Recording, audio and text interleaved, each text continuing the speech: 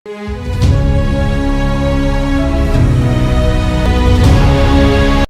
दोस्तों, राजनीति की बातों में आपका स्वागत है। मैं हूं आपका दोस्त धर्मेंद्र कंवाली। दोस्तों, पॉलिटिक्स ऑफ चौधर के आज के वीडियो में सिरसा विधानसभा क्षेत्र के चुनावी इतिहास पर हम बात करेंगे। सिरसा विधानसभा क्षेत्र आजादी से पहले का क्षेत्र है। दोस्तों, 1937 और 1946 के चुनाव में सिरसा हिसार नॉर्थ विधानसभा क्षेत्र के अंतर्गत आता था और चौधरी देवीलाल जी के जो बड़े भाई थे चौधरी साहब राम जी इस विधानसभा क्षेत्र की वो नुमाइंदगी करते थे। 1952 में चौधरी देवीलाल जी बतौर कांग्रेस प्रत्याशी सिरसा से चुनाव लड़ते हैं और उनका मुकाबला अपने ही गांव के शौकर्ण गोदारा जी से होता है। शौकर्ण जी इस चुनाव में निर्दलीय चुनावी मैदान में उतरते हैं। चौधरी देवीलाल जी ने शौकर्ण जी को पराजित करके अपने विधायी जीवन की शुरुआत सिरसा से की थी और इसलिए सिरसा को हरियाणा की राजनीति में एक अलग हैसियत से देखा जाता है। 1957 के चुनाव में सिरसा डबल सीट बन गई थी। डबल सीट का मतलब है एक आरक्षित और एक जनरल की सीट।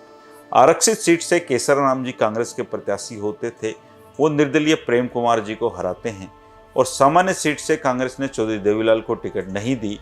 उनकी जगह संतलाल जी को प्रत्याशी बनाया गया, लेकिन वो निर्दलीय प्रत्याशी वैद्य रामदयाल जी से चुनाव हार जाते हैं। पराजित संतलाल ने वैद्य रामदयाल जी के विरुद्ध चुनाव याचिका डाल दी, जिसे स्वीकार कर लिया जाता और ऐसी स्थिति में उपचुनाव की नौबत आ जाती है।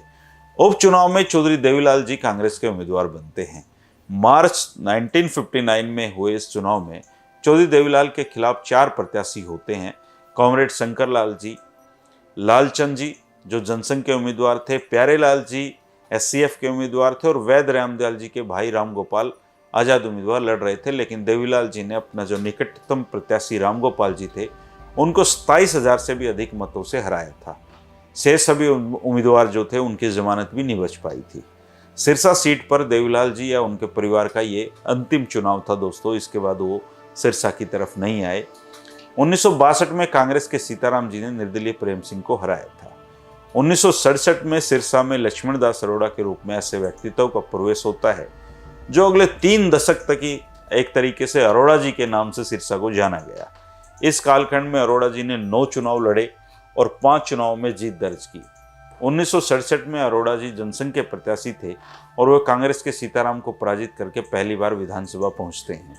1968 के मध्यावधि चुनाव में अरोड़ा जी ने भाग नहीं लिया, लेकिन कांग्रेस के प्रेम सुख दास यहाँ से विजयी होते हैं। 1972 में लक्ष्मण दास अरोड़ा जी निर्दलीय लड़े, लेकिन प्रेम सुख दास से मात खा जाते हैं। 1977 में भी अरोड़ा जी निर्दलीय ही लड़े, लेकिन इस बार जनता पार्टी के कॉमरेड शंकर लाल से हार जाते हैं। लेकिन 1982 में अरोड़ा जी पर जो नियति है वो कृपा करती है और वो निर्दलीय ही भाजपा के महावीर प्रसाद को पराजित करके हरियाणा की विधानसभा में पहुंचते हैं। लेकिन 15 साल बाद मिली ये सफलता 1987 में असफलता में बदल जाती है और इस चुनाव में विशेष ये था कि अरोड़ा जी कांग्रेस के प्रत्याशी बने थे। 1987 में कांग्रेसी लक्ष्मण दास अरोड़ा जी लोकदली हजारचंद कंबोज से मात खा जाते हैं। 1991 में अरोड़ा जी पहली बार भाजपा के गणेशी लाल को पराजित करके कांग्रेस विधायक बनने में सफल हो जाते हैं। लेकिन 1996 में भाजपा हुइपा के गणेशी लाल जी ने अरोड़ा जी को मात दे दी। साल 2000 और 2005 के चुनाव में अरोड़ा जी ने पहली बार लगातार जीत दर्ज की और भाजपा के जगदीश चोपड़ा को और इनेलो के पदम जैन को वो हराने में सफल होते हैं। 2009 में चर्चित जो गोपाल कांडा जी हैं वो निर्दलीय चुनाव लड़कर इनेलो के पदम जैन को हराने में सफल रहते हैं। 2014 में इनेलो के माखनलाल सिंगला जी ने निर्दलीय गोपाल कांडा जी को हराया और स्वर्गीय लक्ष्मण दास अरोड़ा जी की जो बेटी हैं सुनीता सेतिया जी, वो भाजपा की उम्मीदवार थी और कांग्रेस की ओर से नवीन केडिया मैदान में थे। सुनीता जी तीसरे नंबर पर और केडिया जी चौथे नंबर पे इस चुनाव में रहे थे। साल 2019 में एक बार फिर से गोपाल कांडा जी यहाँ से चुनावी मैदान में उतरते हैं और निर्दलीय गोकुल सेतिया को चुनावी मैदान में पटकनी देने में सफल रहते हैं। भारतीय जनता पार्टी ने संघ के पुराने कार्यकर्ता प्रदीप रातुसरिया को चुनावी मैदान में उतारा था और वो तीसरे स्थान पे इस चुनाव में रहते हैं। कांग्रेस के होशियारी लाल जी भी चौथे नंबर पे रहे थे और इस चुनाव में जो इनेलो थी उनके जो कैंडिडेट थे बंसीलाल जी, उनको बस 521 वोट मिल पाए थे और जननायक जनता पार्टी के राजेंद्र गनेरवाला को 4730 वोट इस चुनाव में हासिल हुए थे। तो ये दोस्तों सिरसा की कहानी है, लेकिन राजनीति की कहानी कभी खत्म नहीं होती है क्योंकि 2024 का चुनाव अब सामने है। गोपाल कांडा का चुनावी मैदान में उतरना तय है, वो भाजपा से उतरेंगे या अपनी पार्टी से उतरेंगे ये तय नहीं है।